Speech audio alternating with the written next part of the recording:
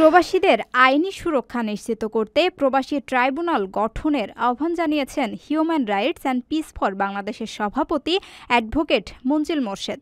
সংগঠনের সুইডেন শাখার উদ্যোগে সম্প্রতি আয়োজিত এক সেমিনারে এমন আহ্বান জানান তিনি। সেমিনারে প্রবাসীরা অভিযোগ করেন, দেশে ভ্রমণের সময় বিমানবন্দরসহ বিভিন্ন জায়গায় নানা হয়রানির শিকার হলেও কার্যকর প্রতিকার পাওয়া যায় না। জমি সম্পত্তি দখল বা প্রতারণার শিকার হলে দীর্ঘ আইনি জটিলতার কারণে তারা অধিকার থেকে বঞ্চিত হন। মঞ্জিল মোরশেদ বলেন, হাজার হাজার প্রবাসী রেমিটেন্স পাঠিয়ে দেশের অর্থনীতিতে অবদান রাখছেন, কিন্তু তাদের ন্যায্য অধিকার রক্ষায় কার্যকর ব্যবস্থা নেই। প্রবাসীরা অল্প সময়ের জন্য দেশে আসেন, ফলে দীর্ঘ আইনি প্রক্রিয়া শেষ না হওয়ায় তারা সুরক্ষা পান না।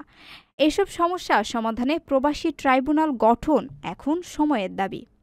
অনুষ্ঠানে সভাপতিত্ব করেন এইচআরপিবির সুইডেন শাখার সভাপতি গোলাম রাব্বানী। সভা পরিচালনা করেন ফখরুদ্দিন আহমেদ। বিশেষ অতিথি ছিলেন মহিবুল খান। অন্যদের মধ্যে বক্তব্য রাখেন সুইডেন প্রবাসী মীর মুর্তাজা হোসেন, হেলাল উদ্দিন, সালেহ রহমান, আইনুল হক, এম খুরশেদ আলম চৌধুরী প্রমুখ। লক্ষাধিক টাকা বেতনে কর্মী নিচ্ছে জাপান। যেতে আগ্রহীরা যোগাযোগ করুন স্ক্রিনে দেয়া নাম্বারে।